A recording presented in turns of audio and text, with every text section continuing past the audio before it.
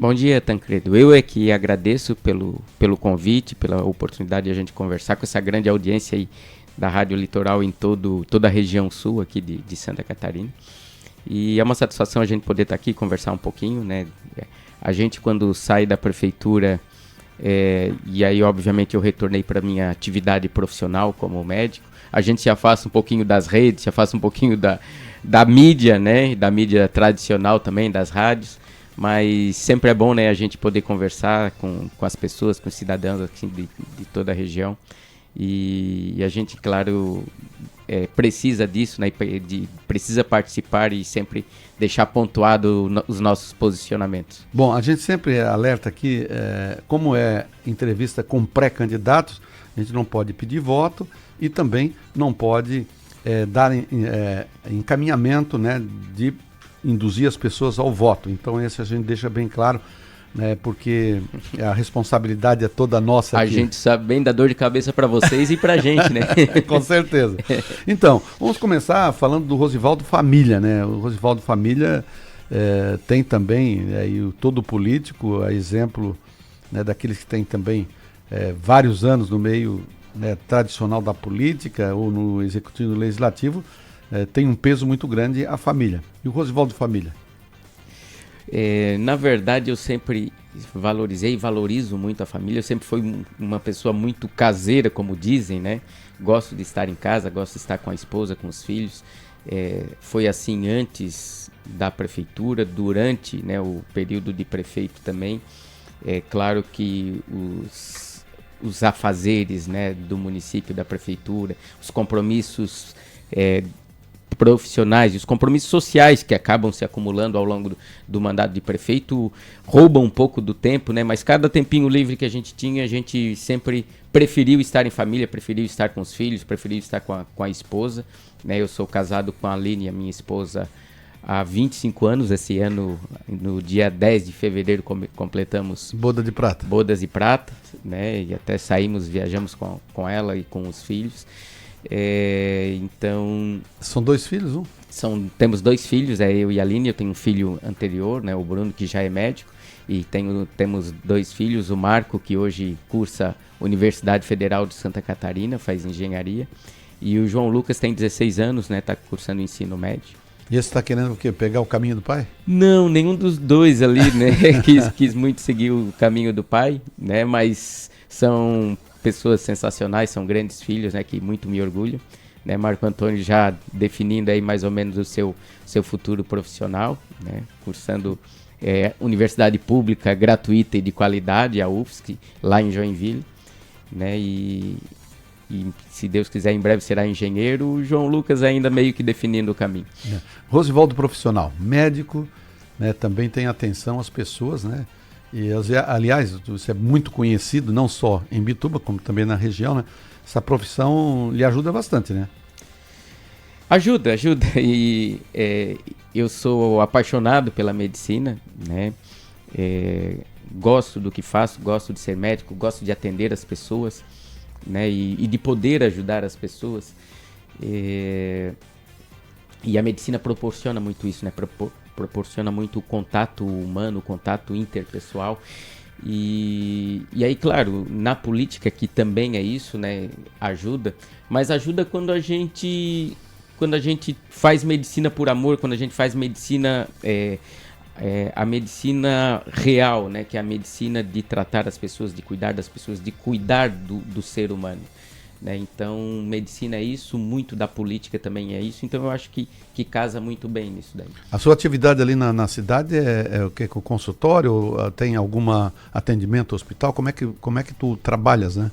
Eu trabalho consultório, né, e faço agora, depois que eu me afastei da prefeitura, né, e antes disso também, né, atendo os pacientes internados ali no Hospital São Camilo. A gente acompanha as internações ali. Durante o período de prefeito, até legalmente eu não pude... função pública não pode... Eu não pude estar no hospital, né? Procurei manter a minha profissão, então fazia atendimentos ainda no consultório em algum período que eu conseguia. Né? Mas agora, depois que me afastei da prefeitura, eu pude retornar às minhas atividades no Hospital São Camilo. E hoje, inclusive, saindo daqui, ainda vou passar no período da tarde lá ver os pacientes das internações.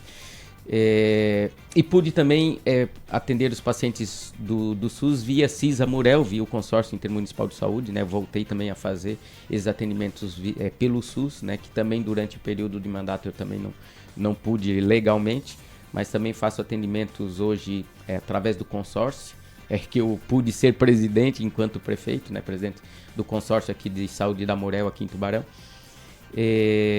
E também é algo que também é bastante gratificante, a gente atende muitas pessoas ali de Imbituba mesmo, de Maruí, a gente tem feito atendimentos, e de outros municípios, 13 de Maio, outros municípios. Tu atende também, tem consultória só ali em Imbituba ou trabalha com algum outro município, né? Só em Imbituba. Imbituba, né? Atualmente eu atendo só em Imbituba. Mas no fim acaba atendendo a região, porque muita gente procura, isso, né? E como a gente tem já a agenda bastante corrida, fica difícil até de sair para outros locais, mas ali todos os dias a gente acaba atendendo pacientes de outros municípios, né? Principalmente aqui da região ali, Maruí, Garopaba, Paulo Lopes, acabam procurando bastante. Bom, fala um pouquinho da carreira política, né? A gente estava até aqui nos bastidores, antes de entrar no ar, falando, né, de uma candidatura de vice-prefeito que aconteceu em 2008, né? 2008 ou 2012? 2008, vice-prefeito. Candidato a vice-prefeito. Candidato a prefeito. Candidato a prefeito. Então, em 2008, uma candidatura de vice, né, com a cabeça de candidatura de Osni Souza Filho, acaba não ganhando a eleição, mas isso desperta a questão política, né? Na verdade, a questão política, as pessoas perguntam, né, como é que tu entrou na política? E eu não sei se é sempre assim, mas comigo foi uma coisa assim... natural, a gente não entra na política pensando, eu vou ser prefeito, pelo menos não era o meu pensamento. Quando eu voltei para Imbituba, depois de terminar a minha formação em cardiologia, né, fiz a minha formação em cardiologia lá no Hospital de Clínicas de Porto Alegre, eu cheguei em Imbituba em 2001, comecei a fazer plantões no Hospital São Camilo, comecei a atender consultório, e aí tu começa a participar das questões políticas muito relacionadas à saúde, né? Problemas na saúde, na emergência do Hospital São Camilo, começa a participar do Conselho Municipal de Saúde, e aí tu vai entrando nesse mundo político, porque a política não é só a política partidária, Sim. né? Acaba que tu começa a se envolver nas questões de definição de políticas de saúde, né, e de brigar por melhorias nessa área. E acaba que daqui a pouco aí tu recebe um convite para se filiar ao partido, daqui a pouco tu recebe convite para ser vice-prefeito, e comigo foi assim. Então, naturalmente, as coisas foram acontecendo, surgiu esse convite, eu tinha já me filiado, né, partidariamente, e aí nesse período tinha uma conversa ali com o MDB, ia lançar a candidatura, conversou conosco para a gente estar junto, e assim surgiu essa candidatura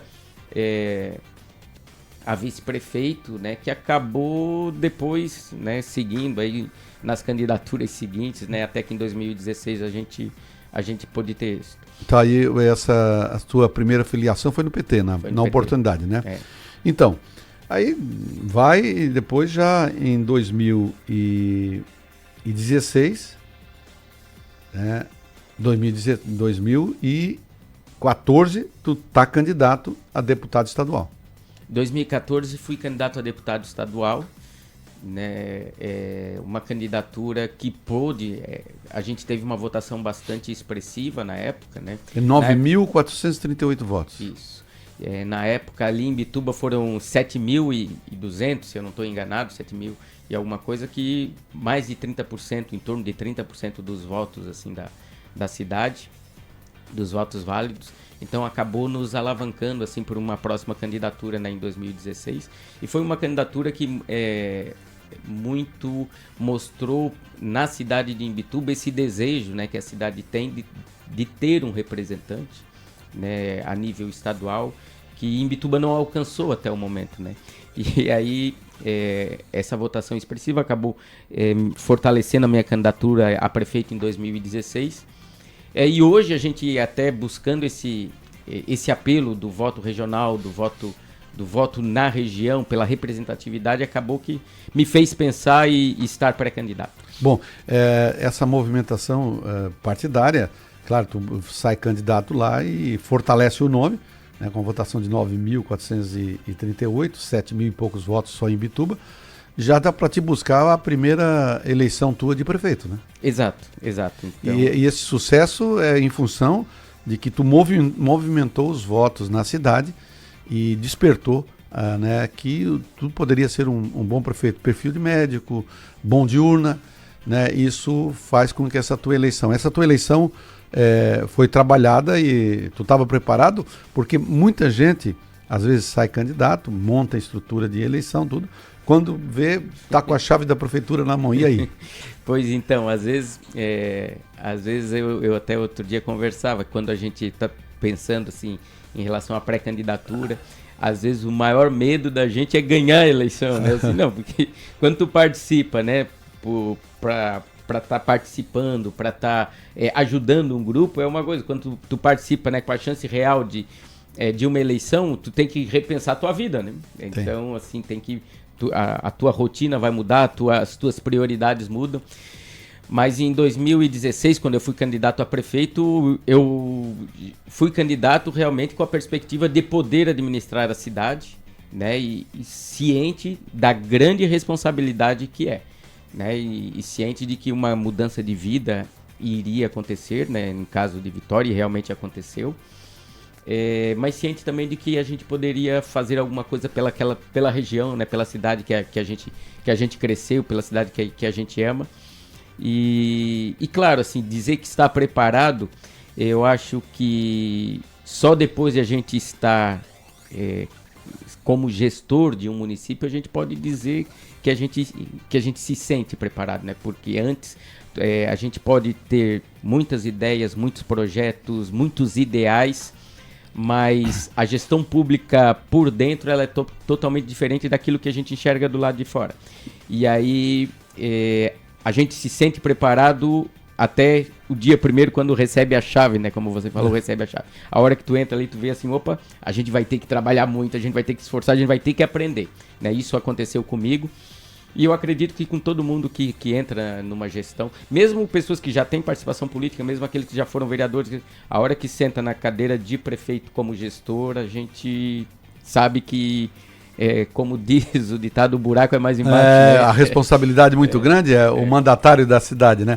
Veja só, em 2016, tu acabou fazendo 16.336 votos, que corresponde a 62,24% dos votos válidos na cidade. Isso foi uma votação expressiva, né? Expressiva, é a maior votação de todos os tempos, assim, para prefeito da cidade. Assim, para o número de votos e o percentual. Obviamente eram 2 candidatos só, né? Foram apenas 2 candidatos. Na minha candidatura à reeleição já teve outras candidaturas, foram 5, se eu não estou enganado.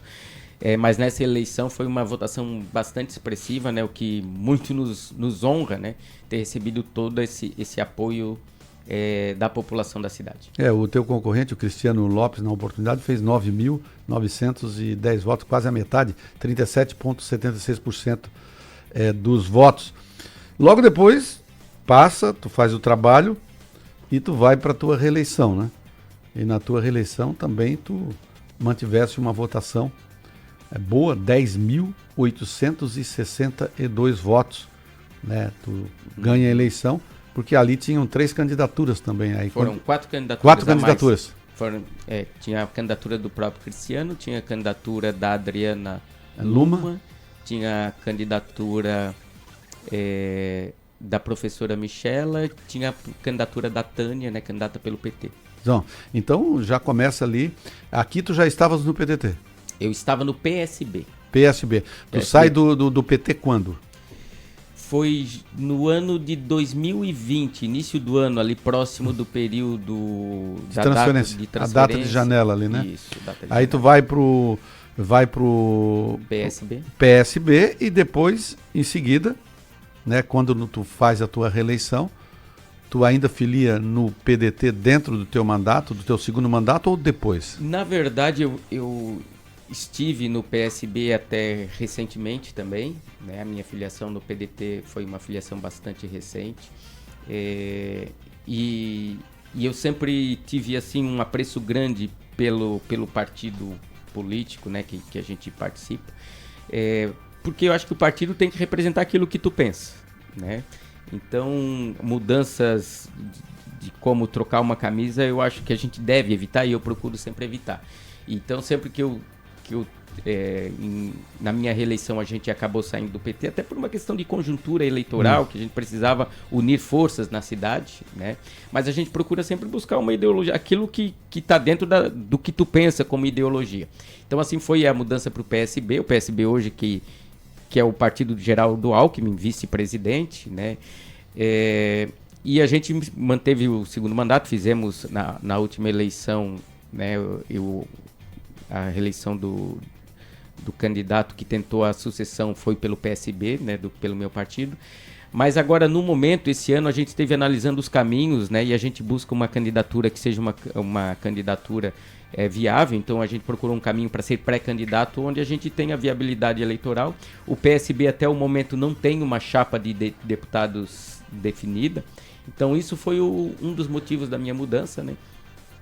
Procurar um partido onde a gente pudesse ter essa pré-candidatura e uma pré-candidatura que, se confirmando, que seja viável eleitoralmente. Como o PSB não montou uma chapa a deputados estaduais, né, não sei ainda se vai montar a tempo, né, a gente precisava de um partido que tivesse essa organização para a gente poder a candidatura. E como eu disse, um partido que tivesse alinhado com aquilo que a gente pensa, né, os ideais do PDT, né, desde a época do Brizola, são ideais que a gente comunga, que a gente compartilha. Então, estou de casa nova, mas estou me sentindo em casa realmente. Em 2020 teve um fato também, né, o apoio aí do ex-prefeito Beto Martins e também do Zaga, da Incor, que apoiaram o Cristiano. E o Cristiano, naquela oportunidade, baixa a densidade um pouco mais dos votos dele. E nas outras candidaturas, que teve ali a Luma, que fez 4.479 votos, foi 5,47%. E também a petista Tânia Ferreira, né, que fez 1,95, são 467 votos. Também a Michele Freitas, Michela Freitas, né, fez 1.311 votos. E aí, quer dizer, picou o lado dos votos que sempre te acompanharam. Ou seja, ficou quase que igual. Né, se tu considerar que na outra anterior tu tivesse 2 candidaturas e depois tiveram 4 candidaturas, né? Minha mais 4. A tua e mais 4, correto? Uhum. Então, isso também termina a tua eleição, tu vai para casa, começa a tua vida profissional, faz agora o teu alinhamento político, e agora o que te desperta para essa busca de uma cadeira na Assembleia Legislativa? O que é que mais te atrai?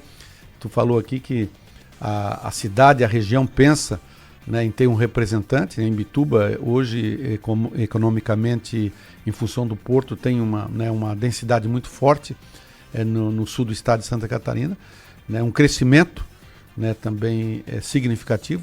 O que é que te traz além disso? Porque, tem 2 mandatos de prefeito, tem uma experiência do executivo. O que é que tu pode levar isso para o legislativo? Pois então, Tancredi, e posso dizer que eu refleti muito, né, até pensar em novamente estar envolvido, pensar nessa pré-candidatura, e eu sempre disse em outras oportunidades, inclusive na imprensa, que me perguntaram sobre isso, eu sempre disse o seguinte, que eu não tinha mais sonhos politicamente falando, né, que se a minha trajetória política se encerrasse com aqueles 2 mandatos como prefeito em Imbituba, eu estaria satisfeito por ter podido, durante um tempo, contribuir com a minha cidade. Né? Um tempo que foi um tempo difícil, que enfrentamos pandemia, enfrentamos dificuldades financeiras, né? E a gente conseguiu atravessar tudo isso, né? E sair de cabeça erguida com o trabalho prestado. No entanto, aí a gente, assim, é difícil tu te desligares da política, né? Porque, como eu disse, eu continuo minha atividade como médico, e a gente conversou o quanto isso é conjunto, a gente continua acompanhando, né, o desejo da população, as dificuldades das pessoas, e ali na região de Imbituba, e eu acho que não é diferente, assim, nas cidades vizinhas, Laguna e Maruí, Garopaba e a própria Tubarão, a gente tem uma importância econômica grande em Santa Catarina, né? Essa região tem uma importância grande para o estado. Imbituba hoje é a 4ª economia do sul de Santa Catarina, né? Tubarão é a segunda economia, Imbituba é a quarta, né? De todo o sul. E a gente não vê isso em representatividade política, a gente vê o quanto demandas, causas que são nossas, né? Causas que são aqui do sul do estado, o quanto às vezes são relegadas para um segundo plano.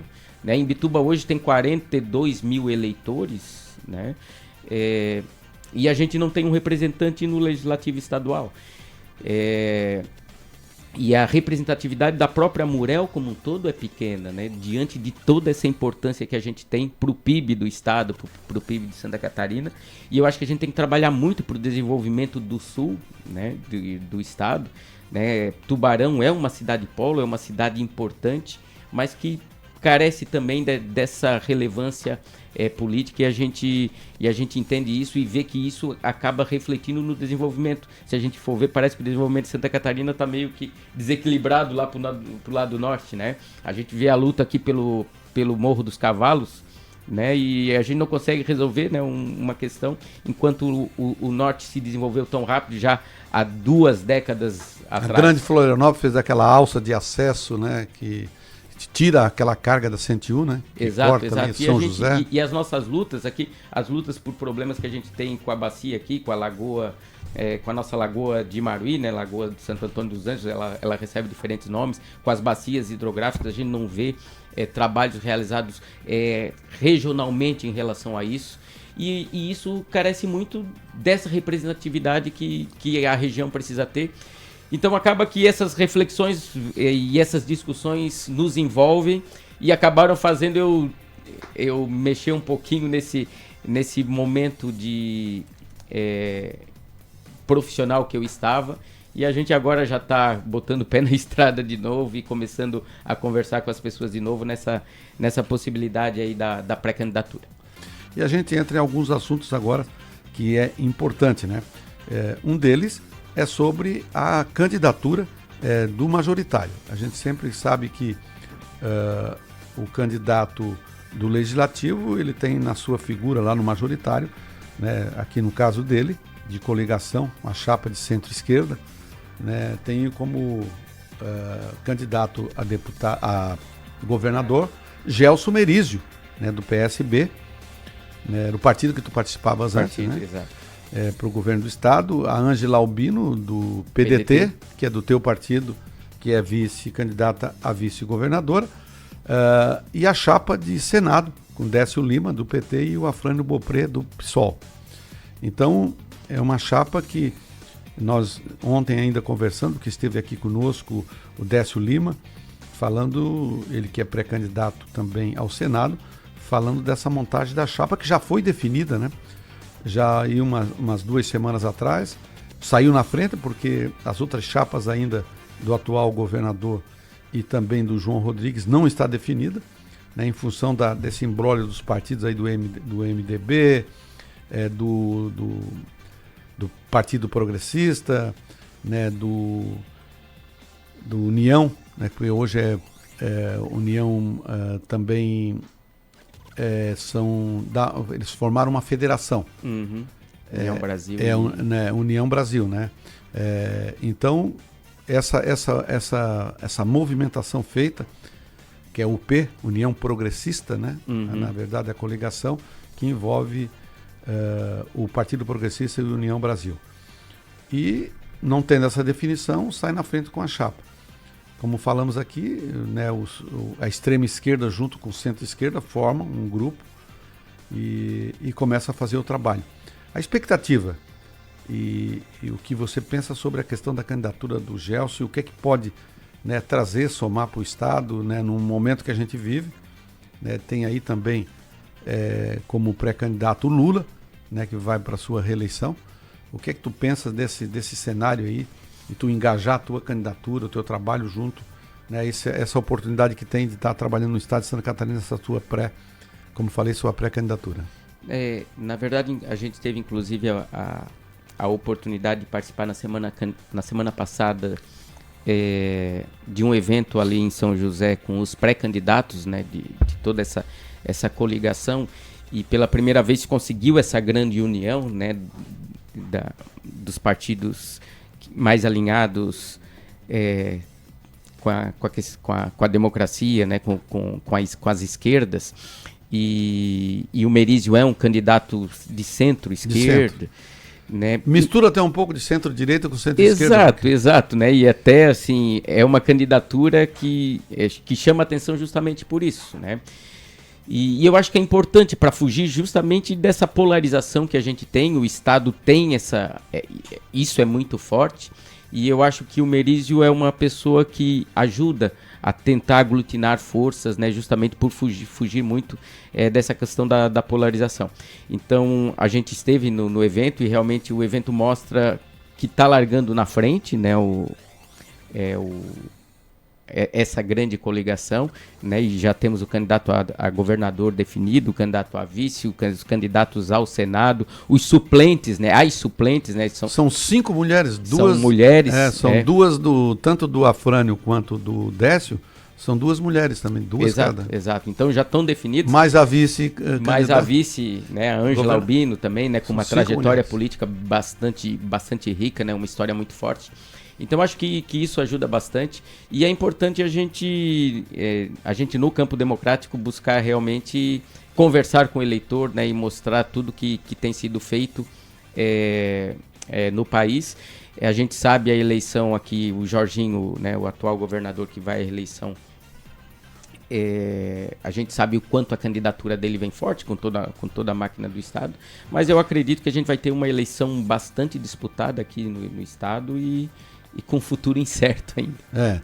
Bom, a busca colocou aqui o Décio Lima de levar, né, a candidatura do Merizio, né, como pré-candidato agora ao governo do Estado para o segundo turno, né? Essa é uma expectativa forte?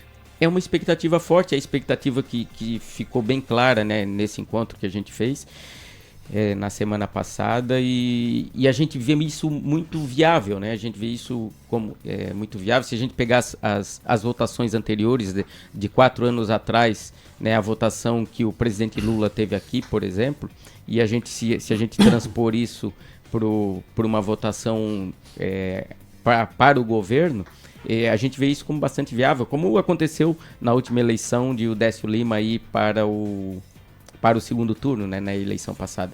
Agora, claro que o Décio não conseguiu agregar, né, outros votos, e por isso que um segundo turno seria tão difícil, foi tão difícil na época. E talvez o Merizio tenha esse perfil diferente, né, esse perfil que agrade uma outra fatia do eleitorado, né, que traz uma outra fatia do eleitorado e pode tornar uma eleição viável no segundo turno também.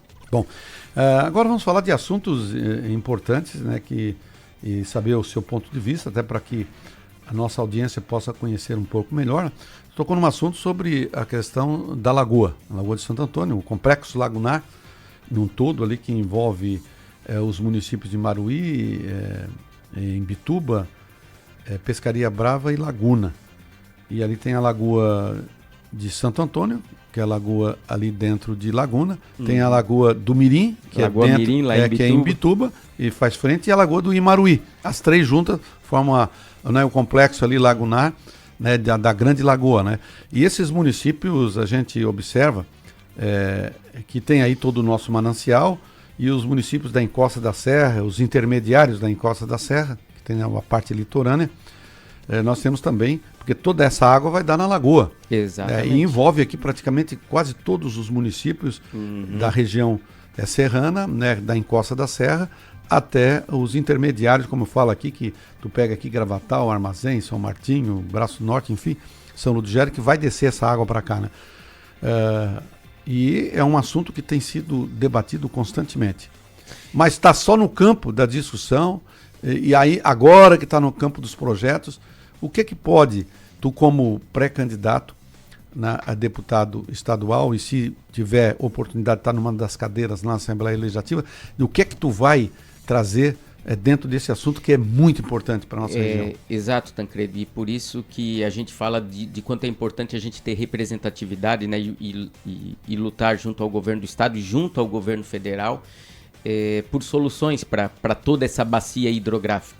Né, enquanto prefeito, a gente participei de algumas reuniões do Comitê de Bacias aqui da Amurel, E quando tu mesmo colocou todos os municípios envolvidos, a gente percebe que isso não é uma solução de uma prefeitura só, de um município só. A gente tem que estar envolvido em toda a região, tem que estar envolvida, e a gente precisa, não adianta, como você mesmo colocou, não adianta a gente discutir, e cada prefeito, cada município tentar ações isoladas, que a gente não consegue soluções a médio e longo prazo.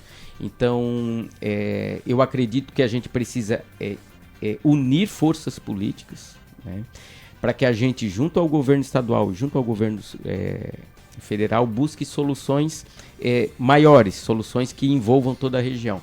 A gente tem agora, se discute muito a questão do Super El Niño, né, que está para chegar, e a gente sabe que Deus queira que não, né? Mas existe a possibilidade de eventos climáticos mais intensos, de chuvas mais fortes, né? Aconteceu o ano retrasado aí no Rio Grande do Sul, já aconteceu em outros municípios, em outras épocas em Santa Catarina. E se a gente não estudar antes, né? Se a gente não se preparar antes, a gente acaba depois tendo que juntar esforços para atender as calamidades. Então, a gente precisa de investimento. Né, precisa de investimento, e são investimentos grandes, investimentos fortes, que precisam do apoio, com certeza, do governo estadual. Que investimentos precisam ser feitos? Onde que a gente vai investir? Vão ser construídas barragens? Vai se desassorear a lagoa? Vai se desassorear os rios? Vai se abrir o canal das Laranjeiras ali na Cabeçuda? Tudo isso precisa de estudos para mostrar o que é mais relevante, o que tem um impacto maior em termos de prevenir calamidades, e em termos de custos, como eu disse, a gente vai precisar de aporte, com certeza, de recursos da federação, recursos do governo federal, porque são recursos grandes, mas que, por outro lado, podem evitar tragédias que já aconteceram e podem voltar a acontecer aqui em Tubarão e em toda a região. Bom, essa facilidade de você tratar o assunto em função de que já foi executivo, né, e tem uma visão bem larga sobre isso. Um segundo assunto, dentro ainda da região ali dos lagos, é a questão do que está impactando a questão do porto, né? O porto tem a sua estrutura, está numa ampliação, isso vai trazer divisas, né? Essa abertura agora da Serra da Rocinha vai canalizar, né, descida dos grãos, né, dessa parte norte do Rio Grande do Sul, que vai descer, o tempo é menor para carregar aqui no porto, né? As manobras são em tempos menores, o custo se torna menor, e por conta disso nós vamos ter acesso aqui, né, de muita movimentação. Ainda no dia de ontem, aliás, no dia de hoje, a Ana Paula Lima está aqui no extremo sul, tratando da federalização da rodovia que liga, porque parte dela é federal, parte é estadual, para poder ter o aporte do governo federal para melhorar a questão das estradas. Então, Imbituba impacta, inclusive, né, com o extremo no Rio Grande do Sul, de uma região muito rica, né, da agricultura, né, o agronegócio ele é muito forte, tanto no Rio Grande do Sul quanto no estado. O que é que tu, como né, pré-candidato também a deputado estadual, pode estar pensando nessa logística, na questão do crescimento, né, do desenvolvimento da nossa região? Na verdade, assim, durante a minha gestão houve toda essa... já vinha acontecendo, isso se acelerou bastante, né? Todo esse desenvolvimento de Imbituba, muito em função, obviamente, do porto. E o desenvolvimento do porto de Imbituba, ele, pela questão logística, ele é fundamental para o desenvolvimento de toda a região. Né? A gente vê diariamente, né, quem mora aí próximo à ferrovia, vê diariamente trens passando com containers para lá e containers para cá, porque todas as empresas, né, e tudo que cresce e que se instala aqui na região, se instala muito visando essa questão logística, a facilidade do transporte, logística, né? a facilidade custo mais baixo. Né? E o porto está muito antenado nisso também, a gestão. Eu tive, durante o meu mandato, eu fui conselheiro, participei ativamente das reuniões do CAP, o Conselho da Autoridade Portuária, em que se discutia muito isso. Inclusive, nós fizemos visitas na obra da Serra da Rocinha, por conta dessa importância que vai ter para o desenvolvimento do Sul, esse canal novo que se forma, esse canal logístico novo entre a região produtora do norte do Rio Grande do Sul e o Porto de Imbituba. O Porto de Imbituba fica mais próximo do que o Porto de Rio Grande, né, dessa região produtora ali do norte. E aí, claro, isso vai capitalizar e vai viabilizar outros negócios que vão surgindo nessa região ao longo desse trajeto logístico.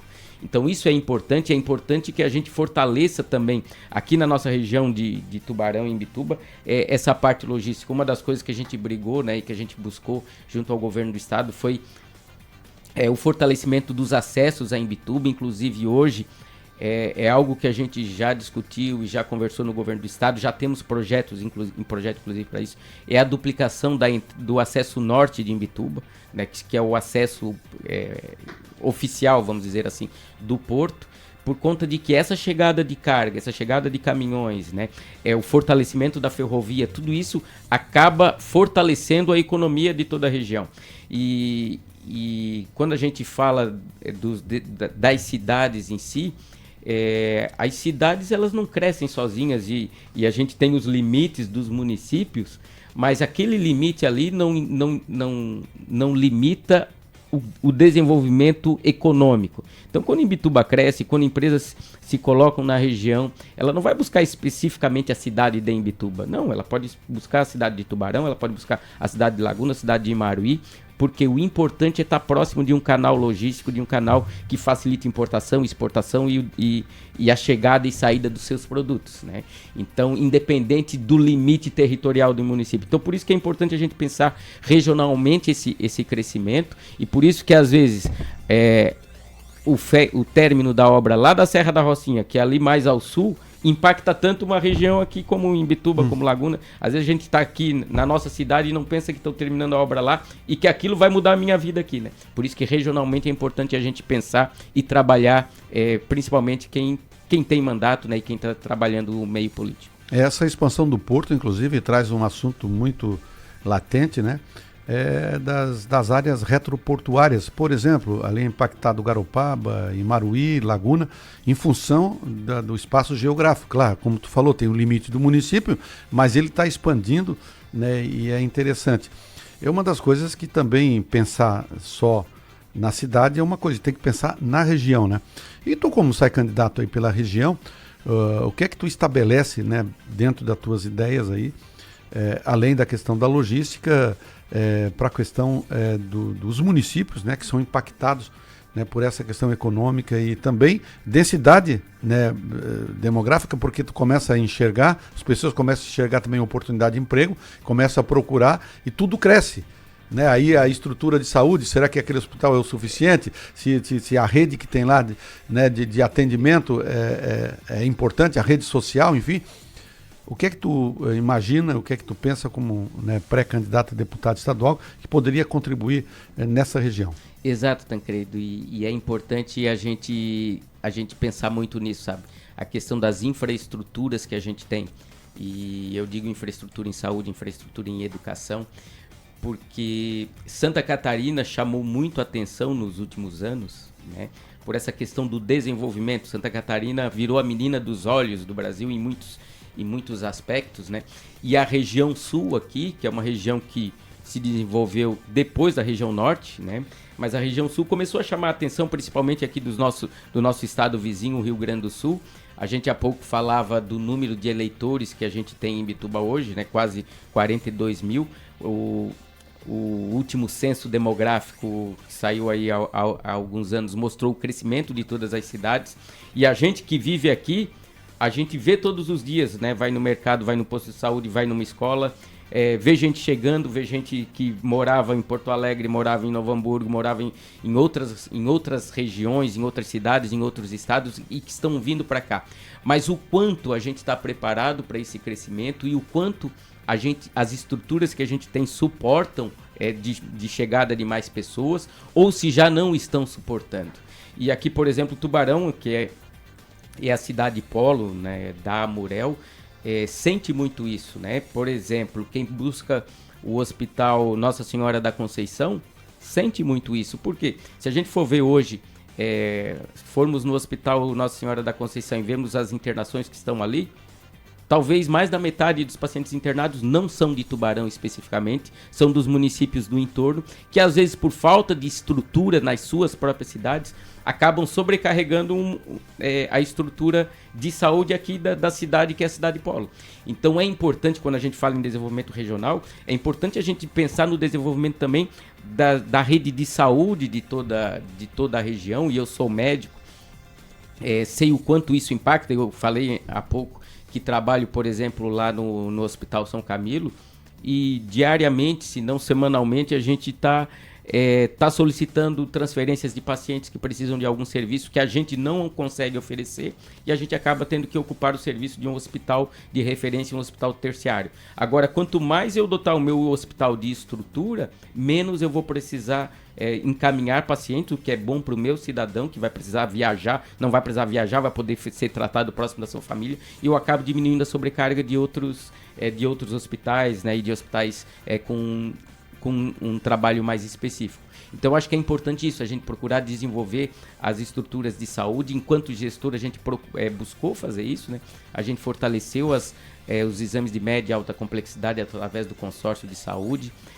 Lá em Imbituba, a gente fortaleceu muito o hospital de Imbituba. A gente não tinha UTI, hoje a gente tem UTI com 10 leitos, então são 10 pacientes a menos que precisam ocupar a UTI, por exemplo, do Nossa Senhora da Conceição ou de um outro hospital. A gente está terminando, agora não sou eu, né, mas a gente iniciou e está concluindo agora uma hemodiálise lá em Imbituba. Hoje os pacientes de Imbituba dialisam onde?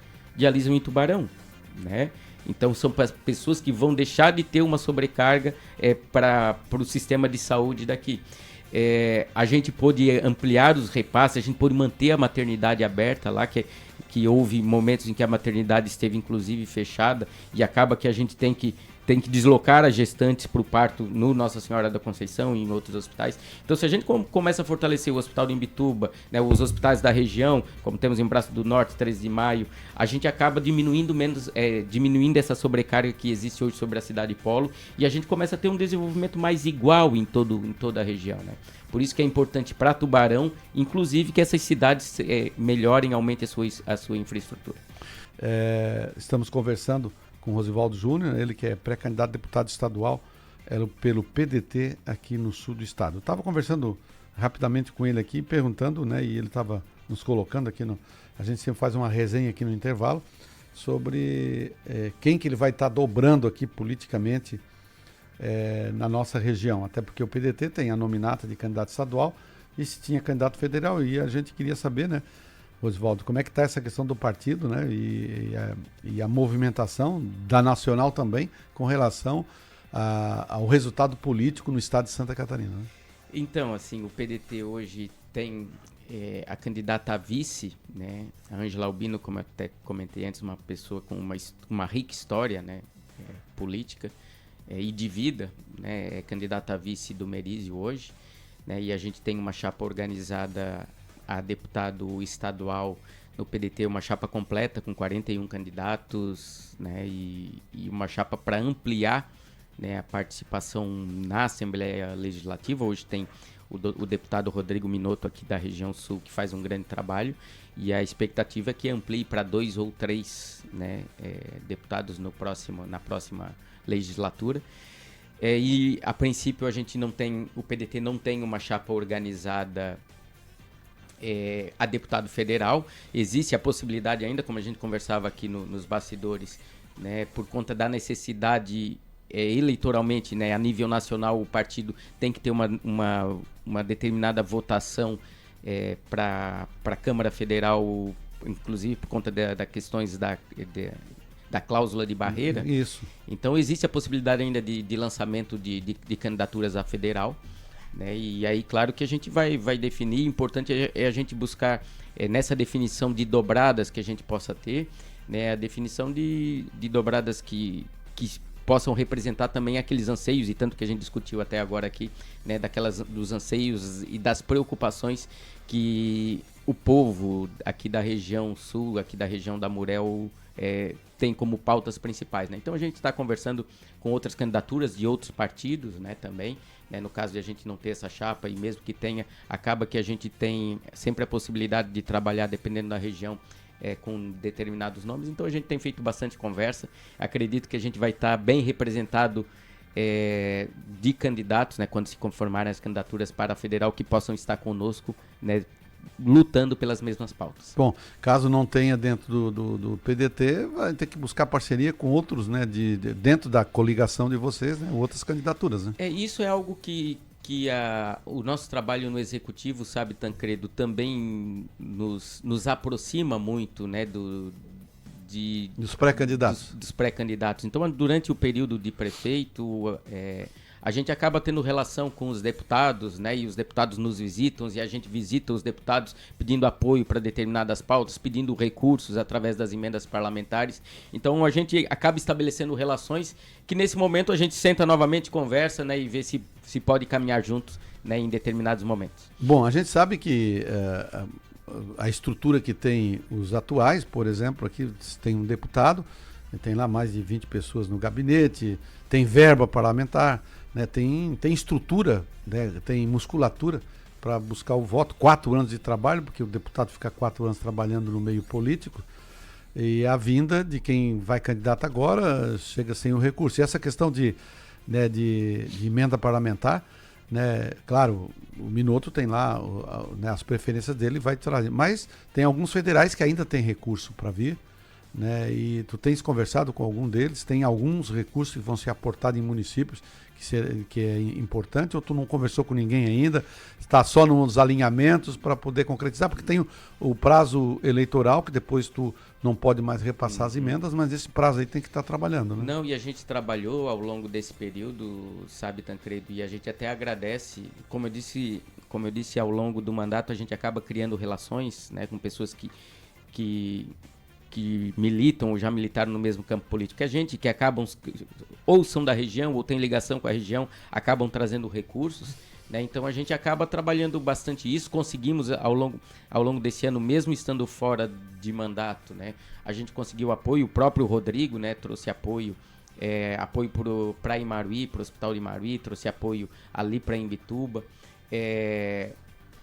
O deputado Pedro Kizai também, há poucos meses, destinou uma emenda para Imbituba, a deputada Ana Paula Lima, a Paulinha, deputada estadual, também conversou conosco, a gente também tem tido conversas nesse sentido de ajudar e apoiar também a cidade de Imbituba, né? Então são relações que a gente estabeleceu ao longo dos anos e que nesse momento apoiaram e apoiam aqui a região. Bom, claro, quando tu também desperta ser pré-candidato, estruturar a tua pré-eleição, tu já começa a pensar também na equipe, né? Porque logo depois que acontecem as convenções, entre 20 de julho a 5 de agosto, são 15 dias ali, que define as coligações, define efetivamente as candidaturas. Essa equipe tu já está formando, já tem ela formada, ou tu vai esperar primeiro oficializar o nome? Na verdade, a gente tem já conversado, e eu digo sempre, às vezes a gente faz reuniões, já fizemos algumas reuniões em Imbituba, fizemos reuniões em Garopaba, Paulo Lopes, em outras cidades aqui da região e até de fora da região da Murel. Eu tenho dito que assim, é igual a Copa do Mundo, né? A gente está naquela fase de fazer a escalação, né? Não, antes de botar o time em campo.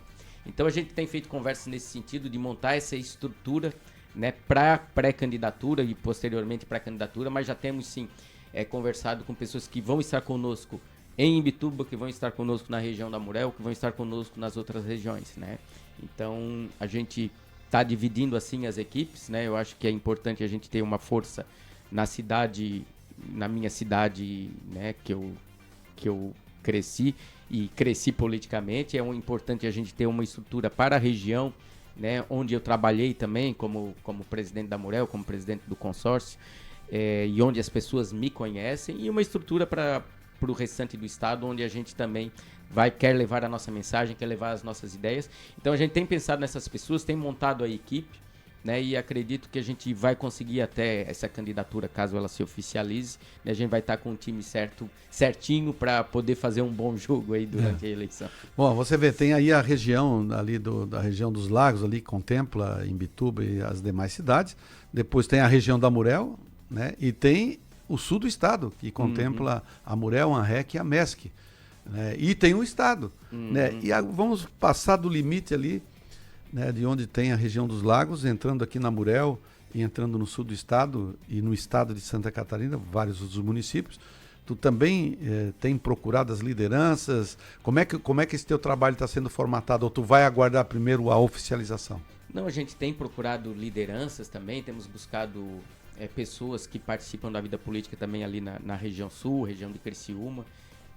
Temos até pensado dobradas. Eu recentemente estive com a vereadora Giovana Mondardo, que é pré-candidata a deputada federal também, né, no sentido de estabelecer parcerias, tanto aqui nessa região para a Giovana, quanto lá para o Rosenvaldo Júnior. Então, e além dela, né, em outras pessoas que a gente tem conversado, nesse sentido, como eu disse, de a gente buscar representantes que possam levar ao eleitor de cada região quem é o Rosenvaldo Júnior, né, o que é que pensa, quais as propostas, qual o histórico de vida. Então é importante a gente ter essa ligação com as pessoas, porque obviamente numa eleição que é estadualizada, né, a gente precisa fazer com que o eleitor conheça o candidato, né, o pré-candidato.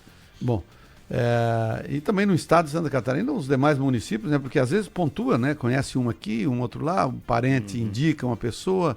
Tu tens algum roteiro para fazer ainda nessa pré-eleição, ou tu vai esperar oficializar para depois começar a fazer os roteiros? A gente tem feito já algumas visitas pontuais em algumas cidades, né? E estamos programando um roteiro de visitas, né? Ou roteiros de visitas, né? Que começam provavelmente ali a partir da segunda quinzena de junho, né? A gente vai começar a visitar essas regiões, né? Fazer visitas ao sul do estado, fazer visitas ao norte do estado, fazer visitas ali ao meio oeste, né? Onde a gente já tem algumas parcerias. Bom, são parcerias que, né, tem que ser para poder trazer os dividendos, que são os votos suficientes para poder fazer. E o senhor colocou aqui que tem a possibilidade do PDT de fazer 2, talvez até 3 deputados. Exato. Né? E o Minotto, ele que é o líder aqui no Sul, né? E a gente acompanha a movimentação política dele, é muito forte também, né? E ele que da outra oportunidade acabou fazendo faltou musculatura para fazer o segundo, né? Que talvez essa segunda cadeira já está praticamente dentro da leitura política que é feita de contemplação e brigando pela terceira, né? Eu vejo uma das coisas que muita gente vem aqui, a gente gosta de estar perguntando até para o pessoal saber o posicionamento. Todos os partidos têm fundo partidário, né? Todos os partidos que vão participar do processo, com exceção do Missão agora, que surgiu em novembro de 2025. Não vai ter tempo de televisão e nem fundo partidário, porque não tem estrutura partidária, né? Você é favorável ao fundo partidário, ou você pensa de uma outra forma com relação a esse recurso, né, que é dinheiro do governo federal, que vem para os partidos políticos para poder fazer eleição? Assim, Tancredo, isso é um tema bastante polêmico, sabe? E talvez a minha posição ali seja polêmica também, né? Mas porque a gente tem que pensar num contexto como um todo. E eu quero dizer que eu sou favorável ao fundo partidário, né? Por isso que eu digo que às vezes o eleitor pode considerar o meu posicionamento polêmico, mas eu quero explicar o porquê, certo? Talvez assim a gente deva questionar os valores das campanhas eleitorais, né? O valor do fundo partidário. Eu acho que isso é questionável, né? Mas o fundo partidário em si, eu acho que torna a disputa mais justa e menos suscetível à corrupção. Por que eu digo isso? Porque campanha eleitoral tem custo, certo? Tu és radialista aqui, tu sabes que tudo isso aqui envolve custo, né? A comunicação envolve custo. Tu levar a tua ideia até o eleitor envolve custos, né? Então custa dinheiro a gente poder participar, e não estamos falando de compra de votos, estamos falando de mecanismos, né, de meios que levem a tua ideia, o teu posicionamento, o teu nome até o eleitor. Então isso envolve custo. Esse custo tem que sair de algum lugar. Antigamente não tínhamos o fundo partidário, saía de onde? Isso era financiado por pessoas particulares ou empresas, né? Ou empresas, por empresas. Qual é o interesse de uma empresa de financiar um candidato? Eu deixo esse questionamento. E qual é o compromisso que um candidato eleito vai ter com uma empresa que o financiou? Até onde isso é ético, né? Politicamente falando. Eu me elegi prefeito, eu me elegi deputado, a empresa A financiou a minha candidatura. Qual é a relação que eu vou ter com a empresa A quando eu estiver no meu mandato? Isso talvez muito da corrupção que a gente viveu durante muitos anos no país nasceu disso. Nasceu dos financiamentos eleitorais, né? E aí a gente viu casos como o Odebrecht, como outras empresas, né? Qual é o interesse de financiar a candidatura? E às vezes a empresa financia uma candidatura, financia todas, né? Se a gente for ver lá, hoje não pode mais financiamento de empresa, mas tem financiamento de pessoas físicas, e aí tu vê que as pessoas às vezes fazem doações para uma, duas, três, aquelas doações que aparecem, né? As oficiais, sem contar as não oficiais. Então esse dinheiro às vezes é um custo que também sai do eleitor, porque isso vai ser de alguma forma, né, vai se repor isso daí, e é a fonte de onde nasce muito da corrupção instalada no país, que é um dinheiro que quando alguém doa para tua campanha, alguém tem um interesse por trás disso, né? Ele vai te ajudar. Talvez, claro, tem aquele que te conhece, que confia em ti, que tem uma amizade de anos e vou ajudar na tua candidatura. Mas muita gente sabe que tem outros interesses escusos que depois vão acabar sendo motes de discussão na Assembleia, na Câmara de Deputados, e acaba que deputado vai votar por sim ou por não em determinada pauta de acordo com quem financiou a sua campanha. Então talvez o financiamento eleitoral, o financiamento público através do fundo partidário, como eu disse, que a gente talvez tenha que rever valores, tem que tornar isso mais transparente e mais justo, talvez isso diminua um pouco essa chance de corrupção que acaba motivando e movendo muito das campanhas eleitorais. Então, como eu disse, é algo muito polêmico, mas a gente tem que, no meu ponto de vista, a gente tem que pensar por esse lado, assim, também, de que a transparência e de onde está vindo aquele dinheiro, de quanto dinheiro está vindo, é importante, porque eu acho que acaba minimizando o risco de corrupção. Dentro do processo eleitoral também tem a vaquinha eleitoral que é estabelecida, a Justiça Eleitoral libera, né? Você vai fazer uso dela nas suas redes sociais, aí a vaquinha eleitoral, não? Olha, a gente pretende, sabe? Porque como eu disse, tem custo, né? E como eu disse também, o que a gente precisa é fazer com que a nossa ideia, né, aquilo que a gente defenda chegue até o eleitor. E aí, claro que todo apoio é bem-vindo. Bom, agora são 11 horas e 19 minutos, 11 horas e 19, não perca a hora, você está ligadinho conosco. Estamos entrevistando aqui Rosivaldo Júnior, ele que é pré-candidato a deputado estadual do PDT. Outro assunto importante que a gente traz aqui também da região, a gente selecionou e a gente costumeiramente tem perguntado a todos os pré-candidatos sobre a questão do desenvolvimento. Tem pontualmente algumas obras que são importantes e muitas são debatidas aqui.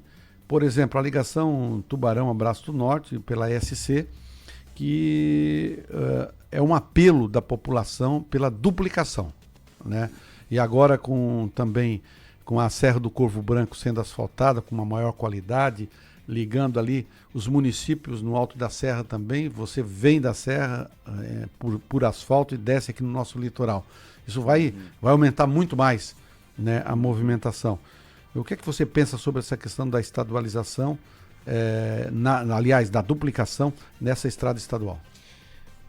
Como eu disse, como a gente falava anteriormente, Tancredo, tem às vezes uma obra em determinados municípios, a gente pensa que não afeta, né, a gente, assim, essa obra afeta em Imbituba, por exemplo, afeta, né, porque quando tu melhora a questão logística, tu acaba melhorando toda a região. A gente falava muito da importância turística, né, e da riqueza turística que a nossa região tem, e assim, há pouco eu falava com o pré-candidato Merizio também, ele falava que passou por Imbituba e já viu baleias, e a gente, assim, um turista que vem para nossa região, ele pode ver baleia de manhã e pode subir a Serra do Corvo Branco à tarde, né? e está na serra, às vezes tem a oportunidade até de ter neve em cima da serra. Isso em questão de 100 quilômetros. Então a gente fortalecer, favorecer a infraestrutura, e aí a gente fala de infraestrutura viária de toda essa região, favorece desenvolvimento econômico, favorece desenvolvimento turístico e acaba trazendo riquezas, né? Então a duplicação do acesso de Braço do Norte a Tubarão não é importante só para a população de Braço do Norte, para a população ali da região do Vale. É importante para todos nós, né? Porque favorece essa ligação do turista com a serra, favorece a ligação de quem tem empresa lá e de que precisa trazer o seu produto aqui até o porto ou aqui até a ferrovia. Então é importante, e é importante que quem vai nos representar, né, na Assembleia, quem vai nos representar na Câmara de Deputados, né, que tenha ligação com a região, com a nossa região, que passou a eleição, né, que a gente enrole a bandeira partidária e tire do foco essa questão de direita e esquerda e a gente foque naquilo que é importante, né, porque eu tenho certeza que seja direita ou seja esquerda, todo mundo tem noção da importância dessa duplicação, todo mundo que é da região tem importância da solução para o Morro dos Cavalos, que seja uma outra via, que seja um túnel, né? Mas o quanto é importante para nós, do fortalecimento da ferrovia. Então passou a eleição, vamos tirar isso do foco, nessa questão de direita, esquerda, os partidos, partido A, partido B, vamos tirar do foco, vamos unir forças de quem é deputado estadual, quem é deputado federal e que tem relacionamento com essa região e vamos lutar por aquilo que é importante para a região, no fortalecimento dessas infraestruturas. Estamos entrevistando o Rosivaldo Júnior, ele que é pré-candidato a deputado estadual pelo PDT. Estamos aqui naquela fase ali do programa de estar falando sobre, né, investimento e desenvolvimento da nossa região, e a gente vai estar trouxe alguns assuntos, vamos estar trazendo outros aqui para ver o ponto de vista, né, do pré-candidato. A gente colocava aqui sobre a questão do turismo, você deu uma pincelada rápida ali falando sobre a questão de estar no mar e ter neve em 100 quilômetros, mas a gente vai aprofundar um pouco mais nessa questão da região turística que nós temos aí a rota termal, nós temos aí a laje da Jágua, que né, que movimenta grandes ondas, nós temos aí, né, o turismo de observação, que é a questão da baleia. Nós temos a nossa orla todinha, que é a praia aqui que a gente vive. A Pedra do Frade. A Pedra do Frade. Turismo religioso. Enfim, um somatório, a gastronomia, que é muito forte aqui, né? Também turismo de eventos, que a gente tem alguns eventos aqui que fazem divisa. E precisa da infraestrutura, precisa da estrutura nisso, né?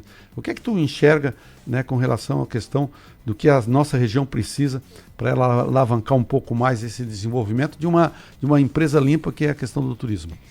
É uma empresa limpa e uma empresa rica, né, que dá muito emprego, dá emprego de qualidade, né? E assim, a gente tem uma riqueza muito grande aqui na nossa região e que a gente ainda subutiliza, né?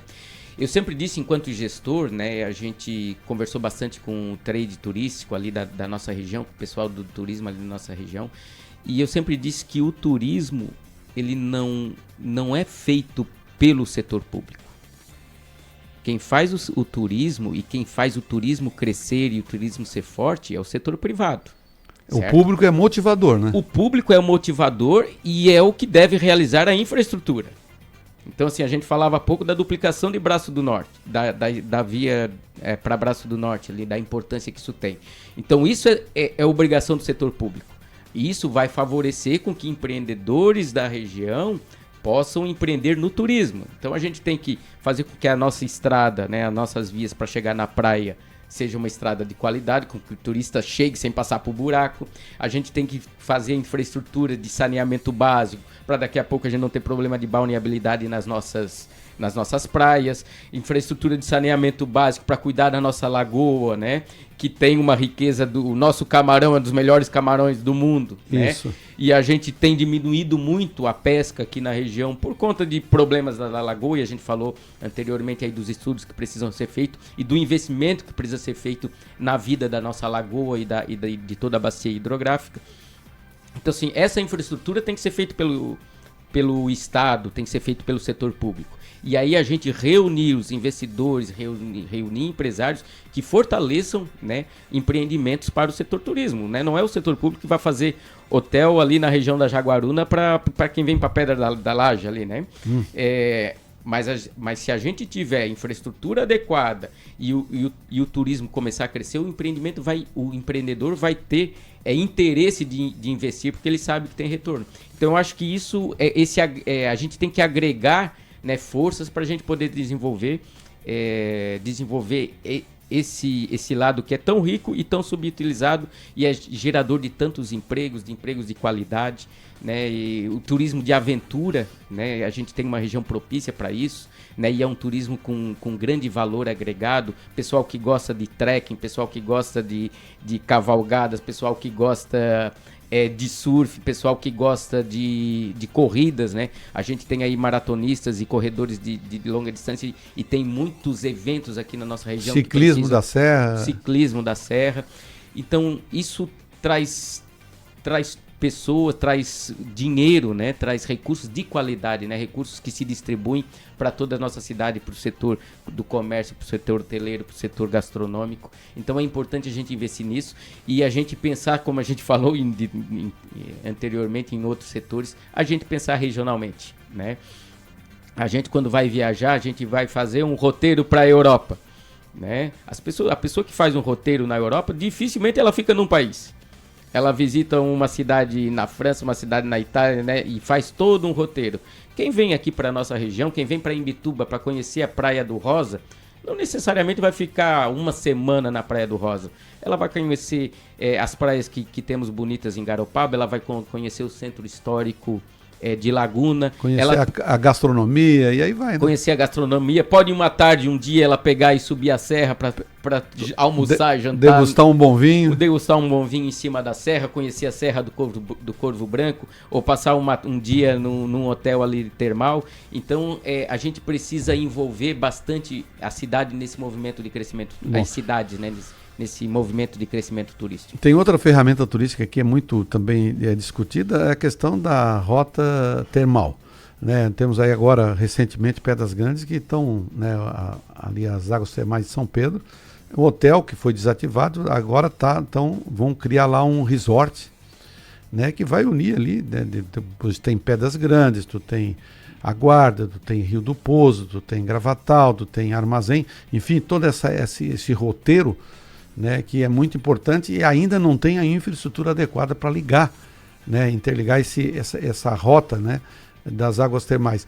O que é que você pensa sobre isso, a importância e como achar solução para isso? Então, exato, como eu disse, o nosso dever, e quando eu falo nosso, faço o que é o dever do setor público, né, seria justamente dotar dessa infraestrutura. Né? Então, a nossa luta é para que o acesso seja adequado, que a gente possa ter vias adequadas, que a gente possa ter investimento de publicidade adequado, e eu acho que isso é também um dever do Estado, né, e dos municípios, que é a gente poder levar o nome da nossa região, poder levar as riquezas turísticas que a gente tem para feiras de eventos, para as agências de turismo, né? E isso sim, o setor público também pode favorecer, né? Favorecer com que a gente, na divulgação de tudo que é maravilhoso que a gente tem aqui e que muitas pessoas não conhecem. Às vezes pessoas daqui mesmo não conhecem. Né? Bom, estamos conversando aqui com o pré-candidato a deputado estadual, Rosivaldo Júnior, ele que é filiado ao PDT, né, buscando uma cadeira na Assembleia Legislativa. A gente está aqui fazendo uma sabatina com as informações que nós temos aqui da região, né, o desenvolvimento da região e a gente deixou o assunto saúde, porque é a área, a especialidade dele, porque ele é médico, conhece, e ele deu já uma pincelada sobre a questão da saúde aqui na região, sobre o hospital ali local, né. Nós temos um problema muito sério no sul do estado de Santa Catarina sobre a questão dos hospitais referências. A gente, poucas as cidades que tem aqui, Tubarão, Criciúma, né, algumas cidades que desenvolvem, ainda estão naquele processo, né, de estruturação e que precisa urgentemente uma atenção do governo, né, com relação à questão, porque os municípios estão começando através das UPAs, Criciúma está indo para a terceira UPA, Tubarão está terminando a UPA agora, estão começando a usar a estrutura, porque o município tem que estar arcando com isso, porque é a necessidade da população. E uma UPA dessa, segundo o prefeito colocou ali para nós, numa das entrevistas aí, que o custo é altíssimo. Uma casa de quase R$1 milhão mês, e dependendo se tem ampliado ou não, até 1.200.000. E a gente vê os hospitais também passando a grande dificuldade. E o que é que tu briga dentro do Estado, se tiver uma cadeira na Assembleia Legislativa, para a gente poder ter nas nossas micro-regiões aqui, no todo, no nosso sul do Estado, atenção para a saúde? Pois então, Tancredo, como tu mesmo colocasse, essa é a minha profissão, né? A minha profissão de médico, né? Sempre fez com que eu tivesse uma ligação muito grande com a questão da saúde. E isso aconteceu já durante a minha gestão, né? A gente ter trabalhado muito essa questão, e ainda coincidiu de que eu era prefeito, eu era presidente da Amurel quando estourou a pandemia, né? Quando a gente teve ali naquele ano de 2020, né, o início 19 para 20 ali, que começou a estourar 20, então foi muito forte, né? Isso, né? Então, em 2020 eu era presidente da Amurel, e aí a gente teve toda aquela discussão, e aí sabe como foi aquela época, assim, fecha o comércio, não fecha o comércio, usa máscara, não usa máscara, aquela coisa que foi a loucura de nós todos, né? Então, acaba que foi um momento, coincidiu de eu estar presidente da Amurel, de ser prefeito naquele momento em que a saúde foi tão... essa luta por saúde foi tão marcante, né? E desde aquela época, assim, a gente já começou antes um processo que eu acho importante pro Estado, que é a vocação dos hospitais. A gente procurar direcionar cada hospital para determinadas especialidades, para que a gente possa não concentrar todo o atendimento que é o atendimento de maior complexidade em um único local. Hoje Tubarão sofre por isso, né? Hoje Tubarão sofre justamente, como eu falei anteriormente, por ter a responsabilidade de atender tudo que tem mais complexidade de toda a região da Amurel, da região dos lagos, acabar sendo direcionado para cá.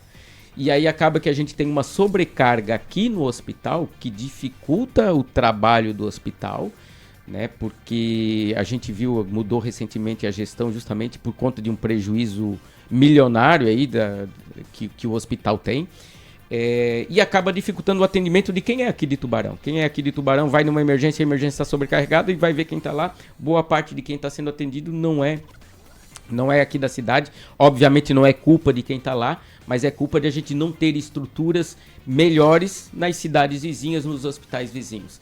Essa é a visão que eu já tinha enquanto gestor, né? E aquilo que se fala, temos que diminuir a ambulancioterapia, que é o que a gente faz nas cidades menores, de pegar o paciente, botar numa ambulância e levar para outra cidade, né? A gente precisa melhorar a capacidade de atendimento dos nossos hospitais. Quando eu assumi a gestão lá em Imbituba, a gente repassava por mês, o município repassava por mês para o hospital em torno de R$200 mil por mês.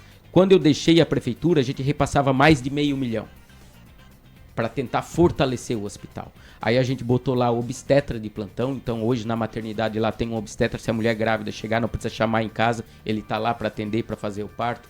Hoje a gente tem a UTI que não tinha, né? E como a gente conversou, acaba que são 10 pacientes, são 10 leitos que a gente está lá, são 10 pacientes que se não tivessem lá, estariam ocupando o leito aqui, ou em Içara, ou em Criciúma, né? Hoje a gente faz cirurgia de colo de fêmur lá, quando a pessoa, principalmente idosos, caem, quebram o fêmur, pode operar em Imbituba, porque tem a UTI que o paciente pode, geralmente são pacientes idosos, pode fazer o pós-operatório na UTI. Antes não fazia essa cirurgia lá, porque se não tem a retaguarda, o médico não quer operar, ele tem preocupação de operar e o paciente agrava e não tem onde ser atendido. Então hoje se faz esse tipo de atendimento lá. Então se a gente começa a fortalecer os hospitais, como eu disse anteriormente, em breve teremos uma hemodiálise lá, e aí o paciente que é de Imbituba, que é de Laguna, que é de Garopaba, que é de Paulo Lopes, não vai vir mais dialisar em Tubarão, vai dialisar lá, certo? Então diminui o fluxo de pacientes que vem para cá. Então se a gente faz isso com Imbituba, se a gente faz isso com Braço do Norte, se a gente faz isso com 13 de Maio, né, com os outros hospitais, e às vezes a gente pode, como eu disse, vocacionar o nosso hospital. O hospital agora parece 13 de Maio, se eu não me engano, vai abrir novos leitos e vai abrir leitos em psiquiatria infantil. que a gente tem um déficit grande de vagas. Então, ó, Braço do Norte vai atender psiquiatria infantil, parte de ortopedia, de média complexidade, alta complexidade, vai ser em Imbituba, a parte cardiológica vai ser Tubarão. Se a gente começa a direcionar esses pacientes, a gente acaba diminuindo a sobrecarga de um hospital só, né? Só que para isso a gente precisa de investimento dos municípios, né? Precisa de investimento do Estado, né? Para que a gente fortaleça essa rede hospitalar, né? Que precisa trabalhar conjuntamente, né? Eu sou médico cardiologista e durante muito tempo a gente atende hospital, paciente com infarto lá em Imbituba. A gente não faz cateterismo lá em Imbituba. O paciente que sofre um infarto, ele precisa fazer um cateterismo com urgência, né? O ideal é dentro das primeiras 6 horas, se for dentro da primeira hora, melhor ainda. E fazer o cateterismo, botar uma molinha, como as pessoas chamam na artéria, que vai tratar ele daquele infarto. Só que às vezes eu não tenho leito no hospital de Tubarão para atender, para receber esse paciente. Só que o que eu sempre disse, às vezes a gente não precisa ter o leito, certo? Eu preciso que ele venha aqui, faça o cateterismo, bote a molinha, e se não tem onde ele ficar, ele volta para Imbituba. Se eu tiver condições de ficar com esse paciente monitorizado lá, se ele ficar numa UTI, eu não preciso ocupar um leito aqui. Ele faz o que precisa ser feito aqui e volta para o hospital. Então, por isso que é importante a gente fortalecer os hospitais, né, dessa rede de apoio, né? E precisa ter essa rede integrada de atendimento. Bom, o Sistema Único de Saúde, aí já é uma política nacional, ela também deixa um pouco de lado a questão dos profissionais da estrutura. Hoje temos tabelas aí defasadas, né? Os hospitais recebem muito pouco, os profissionais recebem muito pouco e por conta disso não tem aquela atenção devida, né? Eu sei que não vai conseguir resolver como candidato né, deputado estadual, da tua cadeira estadual, mas são bandeiras, né, que podem ser debatidas, né, no estado e que possa levar isso em nível nacional. O que tu observa aí, como profissional da saúde, sobre o Sistema Único de Saúde no Brasil, que é uma coisa que já é crônica, vem ao longo dos anos e vem defasando, e por conta disso, quem paga a conta, eu digo, na saúde, né, de ter o atendimento na saúde, é a população. Assim, eu acho importante, Tancredi, essa discussão do Sistema Único de Saúde é uma discussão importante, mas assim, a gente tem que partir sempre da premissa, né, partir sempre do pressuposto de que o SUS é um patrimônio que a gente não pode abrir mão, certo?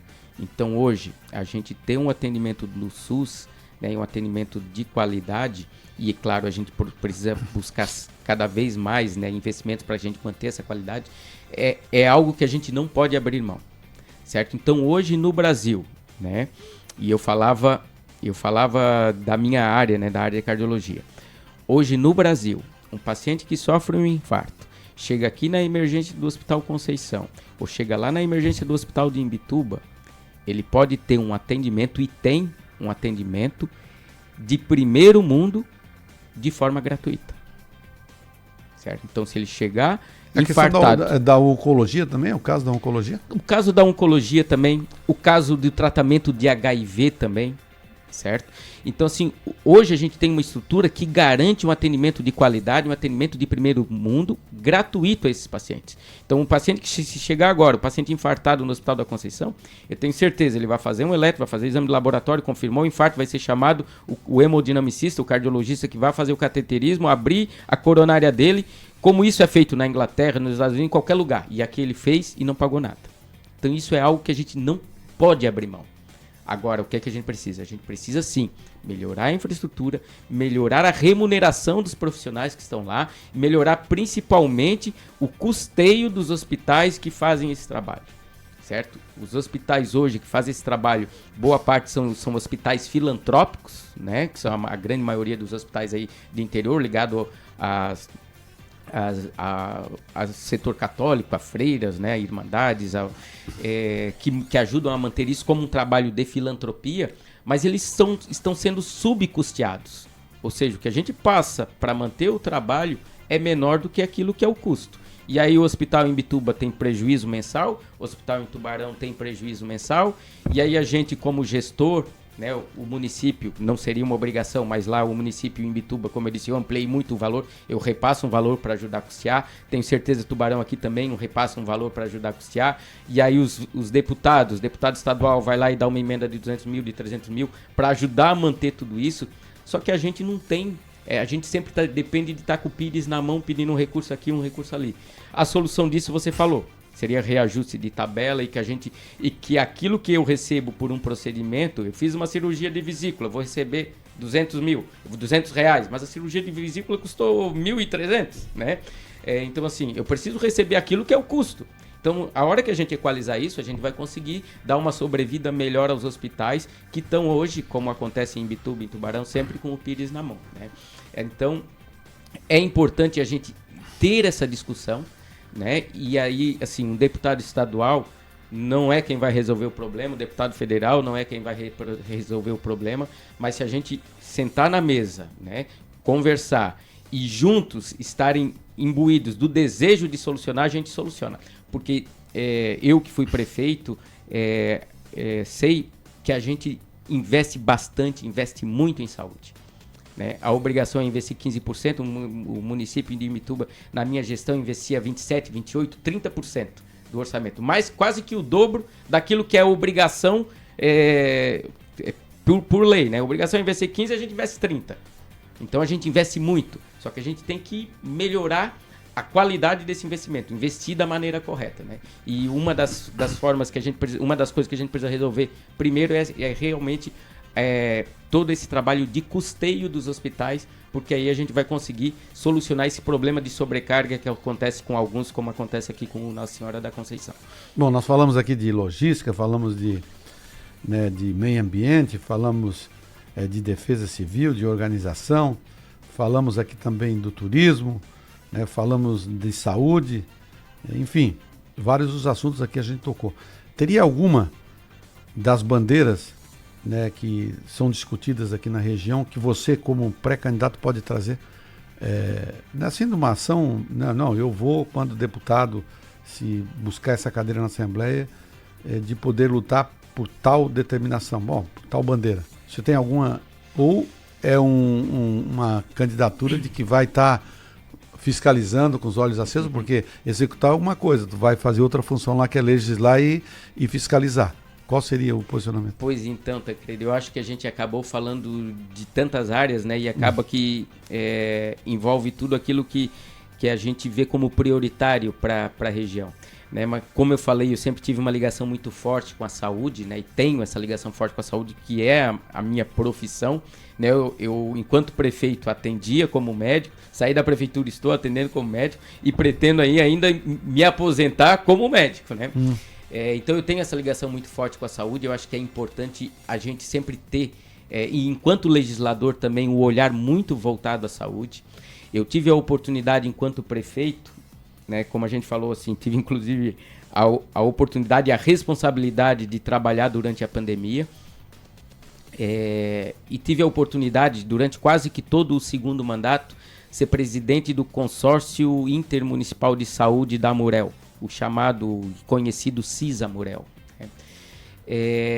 E aí uma coisa se tornou claro para mim, e que eu antes de ser gestor não tinha essa noção, a importância que os consórcios dos municípios têm, e aí no caso específico dos consórcios de saúde têm, para o melhor acesso da população aos serviços de saúde. Então eu acho que eu tenho certeza de que essa é uma das bandeiras que eu vou trabalhar bastante, que é o fortalecimento desses consórcios, certo? Porque eu falava muito da questão da qualidade do SUS, da importância do SUS, e de quanto hoje um paciente que tem, por exemplo, um infarto, ou a gente falou, você perguntou da questão da oncologia, o quanto a gente tem um atendimento de qualidade hoje nesse setor, né, pelo SUS. Mas os municípios, principalmente quem não é de Tubarão, que é uma cidade já maior, mas quem é de uma cidade de menor porte, a dificuldade que o cidadão, não se ele precisa da cirurgia cardíaca, que é algo de urgência que ele vai internar e vai fazer, mas se ele precisa de uma ressonância do joelho, por exemplo, né? Ou se ele precisa de uma ressonância, de uma tomografia da coluna dele. O quanto trabalho e quanto tempo esse paciente vai esperar para ter atendido essa demanda, porque essa demanda ambulatorial por procedimentos de média e alta complexidade, que são responsabilidades do Estado lá que vai para aquela fila única. Vai para aquela fila e aquela fila não anda, porque a demanda é muito maior do que a oferta pelo serviço. E o que resolve hoje, o que dá acesso às pessoas, né, e como eu disse, principalmente as pessoas do interior, a esse tipo de serviço, é o atendimento que os municípios fazem, e não seria pela divisão tripartite que existe entre Estado, Federação, Estados e municípios, não seria a responsabilidade do município. Mas a gente, quanto prefeito, a gente está com o cidadão na nossa frente, a gente quer resolver o problema dele. Então hoje os municípios resolvem isso e resolvem através dos consórcios. Porque através dos consórcios a gente consegue aquele exame a um custo menor para o município, a um custo menor para os cofres públicos, aquele exame, aquele procedimento de média, média e alta complexidade, a gente consegue por um custo menor e oferece ao nosso cidadão do interior.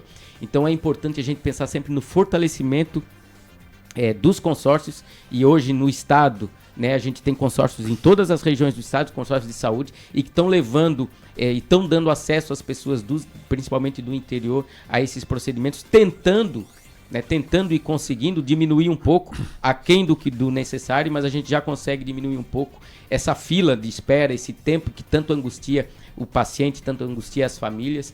Então eu acho que a gente precisa fortalecer muito isso, sabe? Essa é uma bandeira que eu quero ter, né, de fortalecimento dos consórcios, e através disso melhorar ainda mais o acesso das pessoas através do Serviço Único de Saúde, do Sistema Único de Saúde. Nós estamos conversando, né, com o Rosivaldo da Silva Júnior, o Rosivaldo Júnior, né, aqui conosco, ele que é pré-candidato a deputado estadual pelo PDT. A gente está chegando no final do programa, faltando uns minutos para o encerramento, e a gente sempre deixa, né, para as considerações finais, os momentos aí que findam o programa, né, para passar mensagem à população, né, os nossos ouvintes, as pessoas que estão ligadas aí conosco, o pessoal, né, que está nos acompanhando, né, pelo rádio, pelo Radiosnet também, pela Alexa, pelo nosso aplicativo, pelas nossas redes sociais, uns ouvindo, outros com som e imagem, né? E a gente deixa aí os microfones da Rádio Litoral para as considerações finais, né, do pré-candidato Rosivaldo Júnior, né, que está aqui conversando conosco no dia de hoje. Muito obrigado, Tancredo. Sempre lembrando da legislação, né, que a gente tem que cuidar bastante do que a gente fala. Né, e nessa fase, que é uma fase de pré-campanha, né, fase das pré-candidaturas, então eu queria primeiro, Tancredo, agradecer a oportunidade, né, agradecer a Rádio Litoral e parabenizar, né, a gente conversava aqui nos bastidores também, né, de outras candidaturas que já vieram e que estão por vir. E eu acho que isso é um papel democrático fundamental, né, para fortalecimento da nossa democracia, né? E o rádio, né, a gente também comentou sobre a importância do rádio, né, e o quanto o rádio se fortaleceu nos últimos anos, que agora o rádio é interligado com as mídias sociais, né, e a gente tá aqui, tô falando pela rádio, muita gente ouvindo a gente naquele radinho antigo e muita gente nos vendo, né, através das mídias sociais. Então o quanto o rádio se atualizou e o quanto isso é importante no fortalecimento da nossa democracia. E aí o papel da Rádio Litoral, o teu papel sendo democrático, trazendo todo mundo aqui, todo mundo tendo um espaço igualitário e podendo debater e falar sobre ideias, é importante para que aquele cidadão que lá no dia 4 de outubro, né, vai dar o seu voto, é importante para ele que pôde ouvir o outro candidato, a outra candidata que virão aqui também, e decidir de maneira consciente, de maneira informada, né, aquilo que bate mais com a ideia que ele tem. Então, parabéns por esse papel, continue esse trabalho que é fundamental para a democracia, para fortalecimento do que a gente vive no país hoje. Eu sou um apaixonado pelo Brasil e acho que o Brasil, sou um otimista também, acho que o Brasil vem melhorando e tem muito a melhorar ainda, muito a crescer. E o papel da imprensa livre, né, e da imprensa consciente, da imprensa verdadeira é muito importante. Então eu agradeço o espaço, agradeço a oportunidade de ter debatido aqui ideias e ter mostrado um pouquinho quem eu sou, o que eu penso, né, eu acho que isso é fundamental. Queria aproveitar também, essa semana tivemos aniversário da cidade de Tubarão, né, então parabenizar. 156 anos. Parabenizar pelos 156 anos de Tubarão e 156 anos de uma rica história, né? Em que Tubarão se transformou numa das cidades mais importantes do estado, né? Uma cidade linda, com uma qualidade de vida excelente. assim como é em Imbituba, né? Assim como é em Imaruí, como é Laguna. A gente vive numa região abençoada, né? E não é por... e não é para menos que a gente tem sido tão procurado, né, por turistas que querem nos visitar e por gente que às vezes nos visita e não quer mais ir embora. Né? Não quer mais ir embora, então, fica por aqui. Né? Então aí em Imbituba hoje cresce enormemente, Tubarão cresce enormemente e a gente tá todo dia, eu lá no meu consultório atendendo, eu vim de Porto Alegre, eu vim de Passo de Torres, eu vim de Novo Hamburgo, vindo de outras regiões, né, vindo morar para cá. É justamente por essa riqueza de qualidade de vida que a gente tem. Qualidade de vida. E eu acho que a missão maior que a gente tem enquanto cidadãos, enquanto pessoas que militam na vida pública, é buscar a qualidade de vida, manter a qualidade de vida na nossa região. O que não é fácil. Né? Às vezes a gente pensa, temos que crescer, temos que gerar emprego. Temos tudo isso porque tem as nossas criancinhas aí que estão vindo aí, precisam ter onde trabalhar, mas a gente nunca pode perder o foco de que assim, olha, a gente vive num lugar maravilhoso e ele tem que continuar sendo assim. Então eu acho que essa é a função maior da gente. Mais uma vez, muito obrigado, meus parabéns a Tubarão, meus parabéns à região por esse lugar maravilhoso que é, e a gente está sempre à disposição, sabe, Tancredo? Vamos continuar o nosso trabalho enquanto médico lá na cidade de Imbituba. Se houver a oportunidade, né, se Deus me der a oportunidade de a gente seguir algum caminho a partir do ano que vem, a gente vai procurar aproveitar e trabalhar bastante, né? Mas estaremos sempre à disposição, seja qual função, para trabalhar um pouquinho nessa questão de melhorar um pouquinho a vida dos nossos cidadãos.